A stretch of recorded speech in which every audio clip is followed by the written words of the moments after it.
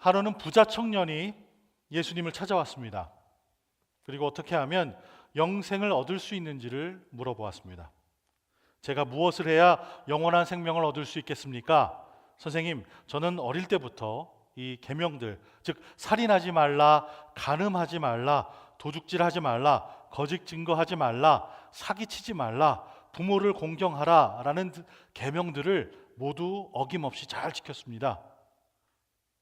제가 신학교를 세울까요? 아니면 교회 건축을 할까요? 장학재단을 세울까요? 어떻게 하여야 영생을 얻겠습니까? 그러자 예수님께서 이렇게 말씀하십니다.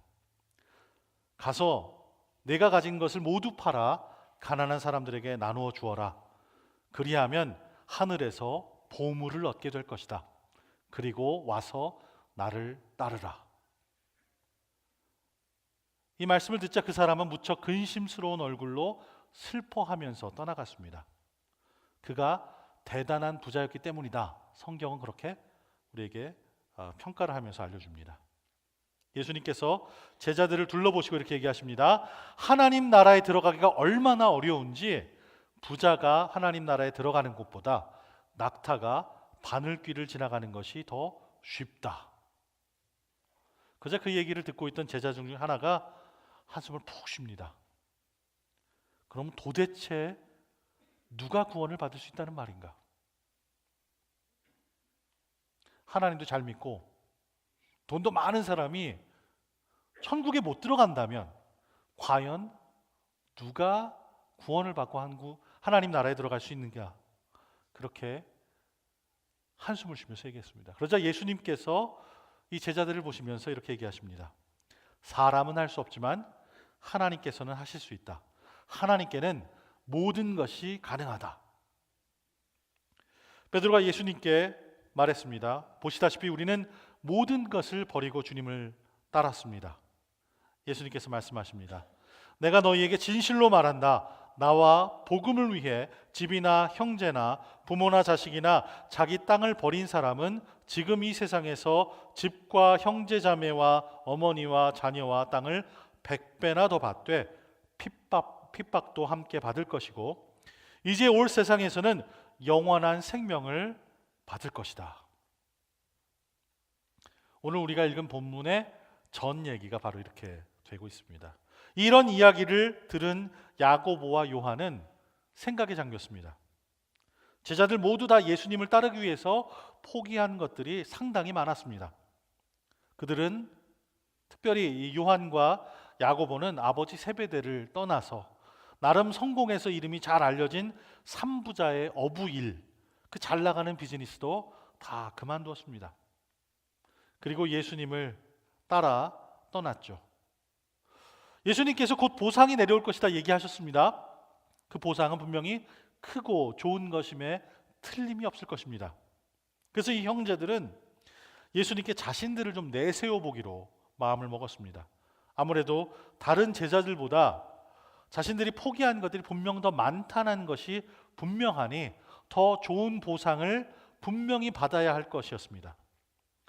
어쩌면 예수님께서 왕이 되실 때 가장 좋은 직책을 좀 달라 그렇게 얘기하는 것이 가장 좋아 보였습니다. 예수님이 영광 중에 높은 보좌에 앉으실 때 한 사람이 오른편에 앉고 또 다른 한 사람이 왼편에 앉아 있으면 그 그림이 얼마나 좋아 보이겠습니까? 하지만 야고보와 요한은 자신들이 무엇을 부탁한 것인지 전혀 알지 못했습니다. 그들은 예수님께서 커다란 궁궐에 들어가 사실 때 같은 거리 위에 있는 아주 화려하고 웅장한 집에서 살면서 예수님의 오른편과 왼편을 보좌하는 아주 높고 고귀한 그런 직책일 것이다 이렇게 생각을 하고 있었습니다. 물론 영원한 천국에 가면 그렇게 예수님 옆에서 아주 영광스러운 자리에 앉을 수도 있겠죠. 하지만 예수님의 영광의 순간이 곧 다가오는데 그 자리는 우리가 다 알다시피 왕궁의 보좌가 아니었습니다. 그것은 참혹한 형벌의 십자가였습니다. 그리고 예수님의 오른쪽과 왼쪽을 차지하게 될 사람들은 나라의 높은 직책을 맡은 고귀한 사람들이 아니라 두 명의 사형수들인 도둑들이었습니다. 그래서 예수님은 야고보와 요한에게 말씀하십니다. 너희도 정말 내가 마시는 잔을 마시고 내가 받는 세례를 받을 것이다. 그렇게 될 것이다 얘기하신 거죠. 교회 전통에 의하면 야고보와 요한은 둘 다 순교를 당했습니다. 열심히 복음을 전하다가 복음 때문에 그들의 생명을 잃게 되었죠. 정말 그 마시는 잔을 마시고 그 받는 세례를 직접 받게 된 것입니다.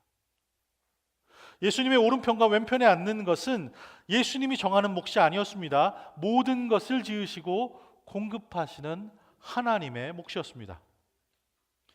제자들 중에 다른 사람이 예수님과 이 야고보, 요한 형제가 하는 이야기들을 엿듣게 되었습니다. 그것을 제자들에게 전하니 제자들 모두가 무척 화가 났습니다. 어떻게 다른 제자들은 쏙 빼놓고 저 세베대 아들 야고보와 요한만 데리고 얘기하시는가? 그것도 자기들과 상의 한번 하지 않고 예수님 혼자서 그걸 다 결정하시다니 이건 좀 너무하신 것 아닌가? 우리들도 모두 예수님을 위해서 희생한 것이 얼만데 이러실 수 있나? 물론 야고보와 요한이 가장 큰 것을 희생했으니 뭐 저렇게 얘기할 게 맞는 것 같아 보여도 예수님은 부자만 좋아하시나 보다. 이렇게 제자들이 불평을 하고 있었습니다. 당장 포기한 것 쟤네들이 더 많을지 몰라도 마태가 포기한 세리일은 앞으로 돈이 더 많이 들어올 일이었는데 과연 저러실 수 있나? 그런 거 생각도 안 하십니까? 적어도 제자들 중에 선임인 베드로만큼은 먼저 알려주셨어야 하는 거 아닌가? 뭐 이런 대화가 오고 가지 않았을까 저는 한번 상상을 좀 해봅니다. 그래서 예수님께서 자신의 제자가 되는 것에 관해서 말씀을 이어가십니다. 너희도 알듯이 이방 사람들의 통치자라는 사람들은 백성들 위에 군림하고 그 고관들도 권력을 행사한다. 그러나 너희는 그렇게 해서는 안 된다. 정반대로 해야 한다. 오히려 누구든지 너희 중에서 큰 사람이 되고 싶으면 너희를 섬기는 자가 되어야 되고 누구든지 으뜸이 되려고 하는 사람은 모든 사람의 종이 되어야 한다. 인자 역시 섬김을 받으러 온 것이 아니라 섬기러 왔고 많은 사람들을 구원하기 위해 치를 몸값으로 자기 생명을 내어주려고 온 것이다. 예수님이 오늘 그렇게 말씀하십니다. 만약 야고보와 요한이 정말로 큰 인물이 되고 싶다면 그들은 자신들의 태도를 바꾸어야만 합니다. 손 하나 까딱하지 않고 대접받는 영광의 자리에 앉아있는 것을 좇는 것이 아니라 종처럼 낮아져서 다른 이들에게 시중 주는 주님 안에서의 영광을 좇아야만 하는 것이죠. 지금 포기하고 희생하는 것들에 대한 영광의 보상을 바라는 마음을 갖는 것이 결코 아닙니다. 예수님과 함께 걷고 예수님처럼 섬기는 놀라운 특권의 마음을 두어야 하는 것이죠. 이런 얘기가 있습니다. 옛날 왕과 영의정이 이 세상의 물정을 좀 알아보기 위해서 평민복장을 하고 비밀리에 한양을 온종일 돌아다녔습니다. 시장에도 가보고 또 사람들이 일하는 곳에도 가보고 여러 것들을 이렇게 방문하면서 다녔습니다. 평민복장을 하니까 아무도 몰라볼 거다 이렇게 생각을 했습니다. 날이 어두워지자 이 두 사람은 주막에 들어가서 하룻밤을 유숙하게 됐습니다. 근데 영의정이 이제 방에 자리 잡고 이제 왕을 모시고 이것저것 둘러보기 위해서 잠깐 나왔다가 주막 기둥에 적혀 있는 글씨를 보고서 아주 깜짝 놀라서 왕에게 달려갔습니다. 그리고 이렇게 고합니다. 주상 전하, 아래옵기는 황송하오나 저희 신분이 탄로난 줄로 아뢰요. 놀란 왕과 영의정이 밖에 나왔습니다. 기둥에 이런 글이 적혀 있었습니다. 손님은 왕이다. 손님은 왕이다. 뭐 이런 말은 그 손님을 좀 극진하게 좀 모셔보겠다. 내가 우리 집에 우리 가게에 와서 돈을 쓰는 손님은 내가 좀 극진하게 왕처럼 모셔서 우리 집에 또 오게 만들고 싶다. 이런 섬김의 의지를 표현한 글이죠. 그죠? 예. 근데 어느샌가 손님들이 이제 왕처럼 좀 대접받기도 싶고 조금의 돈을 좀 냈지만 그거 갖고 좀 생색도 내고 싶어 하고 왕노릇 좀 해보려는 심보가 사실은 그 말에 담긴 아주 귀하고 좋은 뜻을 바꿔놨습니다. 진짜 왕도 깜짝 놀라게 말이에요. 그죠? 예. 정말로 죽을 수밖에 없는 죄인들을 위해서 하늘 보좌를 버리시고 죽기까지 우리를 위하셨는데 그 예수님의 죽으심과 부활로 거저 얻게 된 금 면류관이 마치 우리의 노력이나 잘난 것 때문에 받는 것인 줄 착각하고 우린 그렇게 살아갑니다. 그래서 우리 이웃을 좀 내리 깔아봅니다. 야, 나는 복음을 좀 알아. 난 영생이 있어. 난 하늘 가면 큰 보상을 받을 거야. 근데 니들은 뭐니? 심지어 함께 귀한 믿음의 길을 걸어가고 있는 주 안에서의 형제 자매도 내리 깔아보는 우리의 모습이 있음을 고백할 수밖에 없습니다. 뭔가 단단히 착각하고 살아가는 모습이죠. 우리가 지금 10월 달을 지나고 있습니다. 10월 달은 주로 모든 교회들이 재정 캠페인을 벌이는 달입니다. 내년도 재정을 위해서 올해 헌금 내신데 내년에는 조금 더 내시라. 내년에는 이런 봉사의 기회들이 있으니 그런 직책과 직분을 좀 맡아주시라. 이런 것들을 좀 합니다. 주로 이달에는 많은 교회들이 헌신 서약서를 만듭니다. 그래서 내년에는 얼마의 헌금을 하겠습니다. 약정 그런 것들을 하죠. 저도 지난 교회들에서 매년 이맘때가 되면 여러분들 11조를 좀 하시라, 헌금 조금 더 내시라, 뭐 그런 이야기들을 하면서 10월 달을 보냈습니다. 그렇게 한인교회가 아닌 타인종 교회를 섬길 때 아주 좀 자랑스럽게 이렇게 얘기했어요. 내가 자라온 한인교회는 모두들 열심히 11조를 하기 때문에 또 열심히 감사헌금들을 드리기 때문에 재정에 걱정이 없다. 근데 한인교회로 오니까 다들 어려워요. 예, 옛날에 너무 당당하게 얘기한 것 같아요. 예. 이렇게 재정 캠페인을 얘기하는 것은 교회마다 현실적인 상황이 있기 때문입니다. 우리 맘모스 은혜 교회도 현실의 문제를 생각한다면 우리 건축 헌금 한 3차 약정을 좀 해야 되지 않나, 뭐 이런 생각을 해야겠죠. 그런 권면을 해드려야겠죠. 하나님께서 우리가 누리는 모든 것을 주셨으니 열의 하나 10%를 드리는 11조를 드리는 것이 성경적인 헌금 방법입니다 라고 11조를 장려하고 설교도 해야겠죠. 그런데요, 우리 예수님은 한 번도 11조에 관해서 말씀하신 적이 없습니다. 제자들에게 너희들 좀 11조를 해라 이렇게 얘기하신 적이 한 번도 없어요. 11조랑 좀 비슷한 얘기를 하신 적은 딱 한 번 있는데 언제 하셨냐면 바리새인들을 경고하실 때 했어요.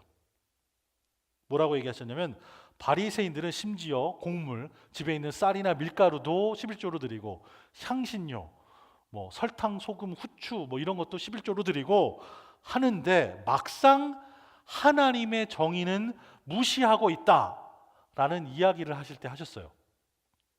11조 얘기를 하신 게 아니죠. 그죠? 예수님께서 하신 이야기의 내용은 11조보다 이웃을 돌보고 자신을 살피는 정의를 좇는 일이 11조보다 더 중요하지 않겠냐라는 말씀입니다. 예수님께서는 제자들에게 11조, 즉 열의 하나 10%를 꼭 드려야 한다고 말씀하신 적이 한 번도 없습니다. 대신에 예수님께서 계속해서 반복하신 이야기는 사실 좀 더 센 얘기예요. 100%를 다 드려야 한다라고 얘기를 하세요. 사실 몇 퍼센트냐 그 비율로 말씀하신 적이, 숫자로 말씀하신 적은 없습니다. 너희 전부를 버려두고 나를 좇으라. 아까 그 부자 청년도 마찬가지예요. 10계명을 하나도 안 어기고 다 열심히 했으니 얼마나 훌륭하게 하나님을 좇는 사람이에요. 그죠? 그런데 너의 재산을 다 팔아서 가난한 사람한테 주고 나를 따르라.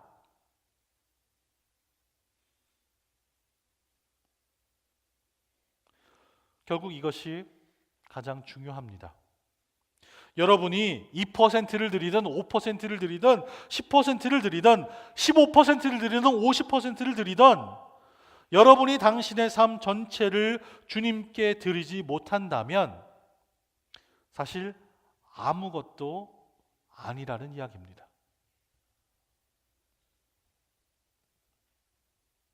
그리고 주님께 삶을 드리는 결단과 헌신도 특별한 때, 그때 딱 한 번만 하는 것이 아니라 사실 매일 해야 하는 것입니다.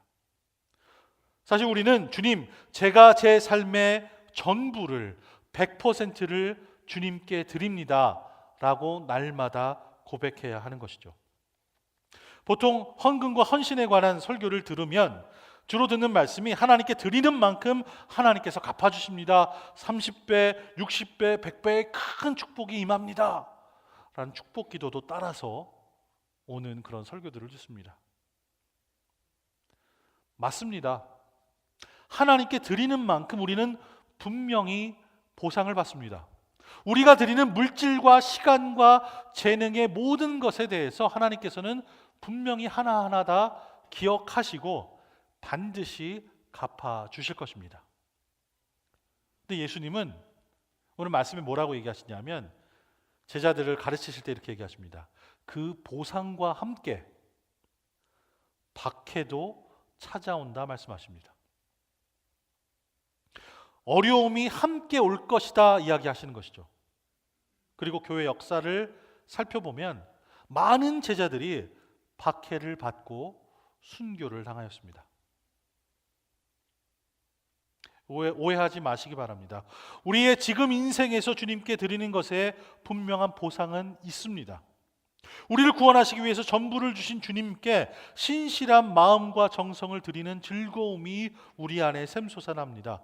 주님의 몸된 교회가 여러분들의 정성으로 헌신된 물질과 재능과 시간으로 풍성해지고 성장하는 것을 보고 알고 경험하는 뿌듯한 만족감이 우리 안에 있을 겁니다.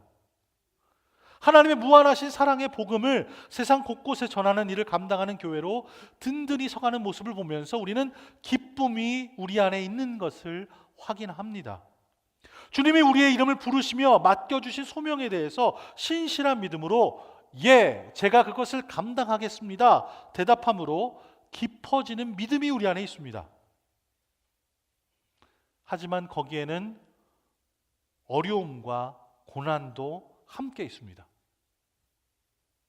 아주 기초적인 덧셈 뺄셈만 해보아도 하나님께 드리는 것과 내 삶에 필요한 것을 구분하는 것이 때로는 어렵다는 것을 발견합니다. 하나님께 드리려고 따로 떼어놓고 구별을 하다 보면 내가 좀 못 먹고 못하는 것들이 눈에 보이기 시작을 합니다. 그리고 그것에 집중해서 세어보면 너무나도 많아 보입니다. 하나님께서는 내 인생에서 가장 중요한 분이십니다라는 고백을 우리의 삶으로 하기에는 우리가 치러야 할 값이 상당해 보입니다. 많은 순간 우리는 어려운 선택을 하게 될 때도 분명히 있습니다. 무엇 하나 하기 위해서 다른 하나 혹은 두 가지를 포기해야 할 때가 있죠. 바로 그때 믿음이 필요합니다. 여러분의 헌신이 여러분을 물질적으로 풍요롭게 해주지 못합니다. 하나님께 전부를 드리면 여러분의 삶은 고난을 마주합니다. 그런데요, 우리 예수님이 그렇게 사셨습니다. 예수님은 전혀 반대되는 두 가지를 가지고 하나의 진리를 만들어내시는 역설을 통해서 하나님 말씀의 핵심을 우리에게 가르쳐 주셨습니다. 주님께서 이렇게 말씀하십니다. 너희 중에 누구든지 으뜸이 되고자 하는 자는 모든 사람의 종이 되어야 하리라. 어떻게 으뜸이 되는 거랑 종이 같을 수 있을까요? 누구든지 제 목숨을 구원하고자 하면 그 사람은 잃을 것이요, 누구든지 나를 위하여 제 목숨을 잃으면 구원하리라.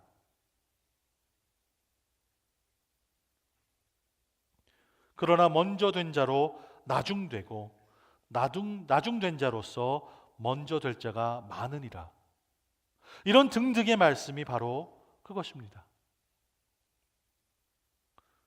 논리적으로 말이 안 되죠.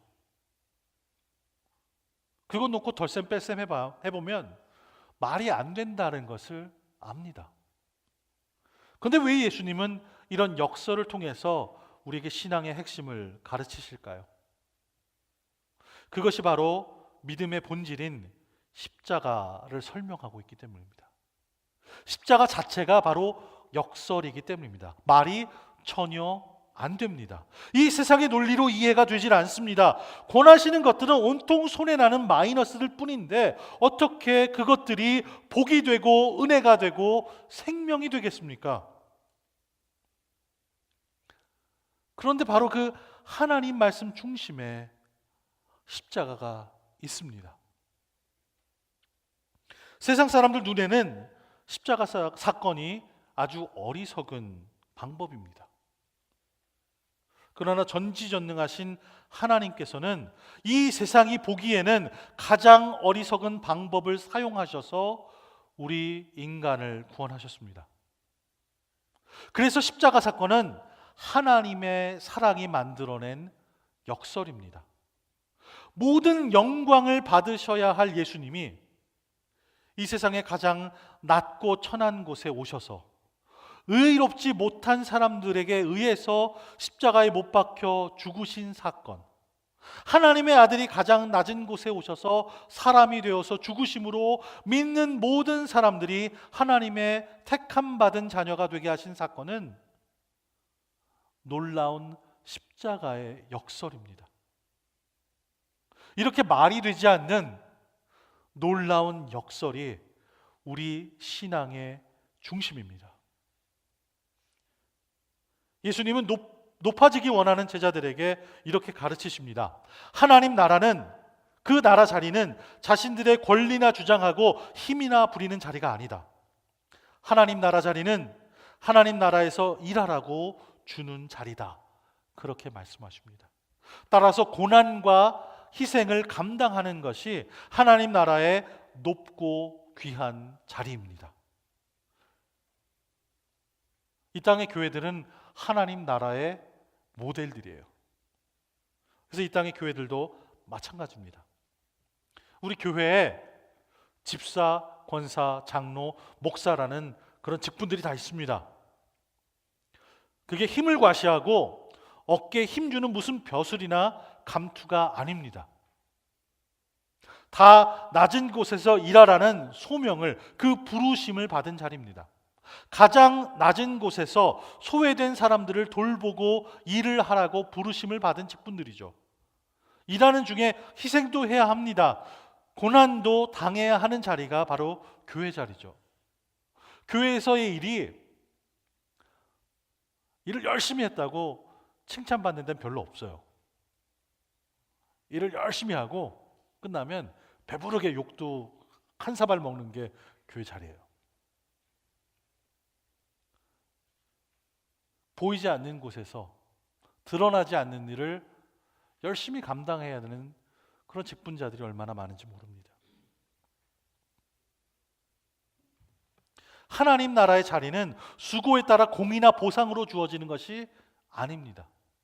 예수님께서 하늘 보좌를 버리시고 죄인들을 섬기고 또 목숨을 내놓아 대속물이 되심으로 죄인된 우리가 구원을 받았기 때문에 만들어진 자리가 바로 그 자리입니다. 우리의 직분의 자리, 직책의 자리는 일을 잘해서 주어진 자리가 아니라 하나님께서 아주 엄청난 값을 지불하시고 만든 자리입니다. 희생하고 고난받으면 오히려 감사하고 기뻐해야 하는 자리입니다. 하나님께서 그것을 보시고 기뻐하십니다. 영광을 받으십니다. 그리고 하나님께서 착하고 충성된 종이라고 인정하시면서 하늘 상급을 내려주십니다. 예수님의 제자인 우리들은 세상이 아니라 예수 그리스도를 따라가는 사람들입니다. 예수님을 모를 때 다들 자기 고집 부릴 줄 알던 사람들이었어요. 다 살펴보면 다 우리 고집 꽤나 부리던 사람들이었어요. 그죠? 저만 그런가요? 자기 고집들 다 있잖아요. 근데 이제 예수님을 만나고 죄사함 받고 그 은혜와 사랑에 감사해서 우리의 고집을 다 꺾고 예수님을 본받고 예수님을 닮아 섬기는 자리에서 주님과 이웃을 섬기는 사람이 되는 것이 바로 우리의 모습입니다. 그렇다면 교회 안에 모여있는 예수님의 제자들인 우리들은 무엇을 어떻게 해야 할까요? 교회 안에서부터 우리는 섬기는 훈련을 시작해야 합니다. 그렇게 받은 섬긴 훈련으로 제자들이 세상에 나아가서 아름다운 것들을 전파하고 세상을 변화시키는 놀라운 영향력을 미치게 되는 것이죠. 교회 안에서부터, 가정 안에서부터 아주 작은 것들을 찾아 섬기는 것이 우리가 해야 할 일입니다. 내 입장이 아니라 찾아오는 사람 입장에서 서서 그 사람을 존중하고 배려하고 양보하는 일들을 연습해야 하는 것입니다. 나보다도 다른 사람을 배려하고 내가 먼저 깨끗이 하고 정리하고 내가 먼저 섬기는 일을 하는 것이죠. 우리 교회 안에서부터 아름다운 섬김으로 미소가 가득 찬 교회가 되도록 만드시기를 바랍니다.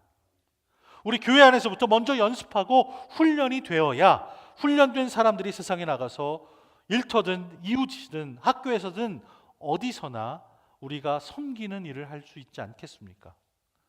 자기 것부터 챙기고 남든지 이익이 되든지 계산만 하는 세상의 모습을 부끄럽게 만들 수 있는 사람들이 바로 예수 그리스도와 함께 걷고 예수 그리스도를 닮아서 섬기는 제자의 모습입니다. 아름답고 선한 영향력이 이 세상을 변화시킬 수 있습니다. 세상 사람들은 철저하게 자기 권리를 주장하고 자기 자리를 찾습니다. 돈 냈으면 돈 낸 만큼 권리를 요구하고 그것을 찾아내려고 합니다. 조그만 힘이라도 생기면 그것을 휘두르고 남을 억누르려고 합니다. 그게 우리 인간의 본성이죠. 우리도 세상 가운데 살아가면서 이런 세상 기준에 우리의 마음을 내어주기가, 우리의 눈길을 빼앗기기가 참 쉽습니다. 그렇게 해야 될 것 같고 그렇지 않으면 금세 바보가 되어버리니까요. 이제 우리는 예수님이 땅의 삶에서 예수님을 본받고 닮아서 예수님 본연의 제자 모습을 찾아야 합니다. 바보 같은 모습이지만 전지전능하신 하나님께서 그 역사를 통해서 우리를 구원하신 모습을 생각할 때 우리는 세상의 것들을 버리고 예수님을 따라야 할 것입니다. 이 땅에서의 삶에서 편하고 높은 보좌에 앉아서 손 하나 까딱하지 않고 대접받으며 살기를 원하신다면 사실 오늘 이곳은 그런 것을 기대하는 자리가 아닙니다. 주일 아침 목적지를 잘못 찾아오신 것이죠. 커피 드시고 정신 차리시고 좀 딴 데를 가보셔야 돼요. 그런 분들은. 하지만 하나님 나라에서 착하고 충성된 종이라는 위대한 칭찬을 듣기 원하신다면 예수님과 함께 걷고 예수님처럼 나누시기 바랍니다. 예수님은 섬김을 받으러 오신 것이 아니라 섬기러 오셨습니다. 마찬가지로 그 예수님의 제자인 우리들도 우리의 전부를 내려놓고 예수님처럼 섬기고 낮아지고 희생해야 하겠습니다. 우리 요한 웨슬레 목사님께서 매일매일 하신 기도가 있습니다. 오늘 그 기도문을 좀 나눠드리려고 합니다. 화면에 좀 띄워주시죠. 이런 기도문입니다. 나는 더 이상 내 것이 아니라 주님의 것입니다. 나를 주님이 뜻하시는 자리에 뜻하시는 곳에 두소서. 나를 수고의 자리에 두시며 고난의 자리에 두소서. 나를 사용하시든지 아니면 주님을 위해 구별해 두소서. 주님을 위해 높아지기도 하시며 주님으로 인해 낮아지기도 하소서. 나를 채우기도 하시고 나를 비우기도 하소서. 모든 것을 갖게도 하시며 아무것도 갖지 않게도 하소서. 모든 것을 전심으로 기꺼이 드리오니 주님의 기쁘신 뜻대로 사용하소서. 이제 영광스럽고 복되신 하나님 아버지, 아들 그리고 성령이시여, 주님이 나의 것이며 나는 주님의 것입니다. 정말 그렇습니다. 내가 땅에서 맺은 언약이 하늘에서도 확증되게 하소서. 아멘. 참 좋은 기도문이죠. 1부 때 이걸 나눠드렸더니 몇 분 성도님들이 본인들이 돈을 내시겠다. 그래서 이걸 좀 이쁘게 만들어서 책갈피로 만들어서 우리 그 교인들 크리스마스 선물로 좀 나눠드렸으면 좋겠다. 그러셨어요. 그럼 여러분들 매일매일 보면서 할 수 있게끔. 전에 있었던 교회는 그 영어 기도문을 그 신용카드, 크레딧 카드 크기로 이렇게 해서 나눠드렸어요. 지갑에다 꽂아놓고 다니시라고. 매일매일 생각나실 때 기도하시라고. 예수님은 우리의 전부를 원하십니다. 예수님은 우리의 전부를 받으시기에 합당하십니다. 날마다 하나님, 내 전부를 가져가셔서 하나님의 뜻대로 사용해 주세요. 그렇게 함께 기도하길 원합니다. 그래서 오늘 설교는 우리 함께 이 기도를 같이 함으로 마치기를 원합니다. 우리 스크린에 나와 있는 기도문을 눈 뜨고 우리 정말 나의 고백처럼 함께 기도하심으로 오늘 설교를 마치겠습니다. 함께 기도합니다. 나는 더 이상 내 것이 아니라 주님의 것입니다. 나를 주님이 뜻하시는 자리에, 뜻하시는 곳에 두소서. 나를 수고의 자리에 두시며 고난의 자리에 두소서. 나를 사용하시든지 아니면 주님을 위해 구별해 두소서. 주님을 위해 높아지게도 하시며 주님으로 인해 낮아지게도 하소서. 나를 채우기도 하시며 비우기도 하소서. 모든 것을 갖게도 하시며 아무것도 갖지 않게도 하소서. 모든 것을 전심으로 기꺼이 드리오니 주님의 기쁘신 뜻대로 사용하소서. 이제 영광스럽고 복되신 하나님 아버지, 아들 그리고 성령이시여, 주님이 나의 것이며 나는 주님의 것입니다. 정말 그렇습니다. 내가 땅에서 맺은 언약이 하늘에서도 확증되게 하소서. 예수님의 이름으로 기도합니다. 아멘.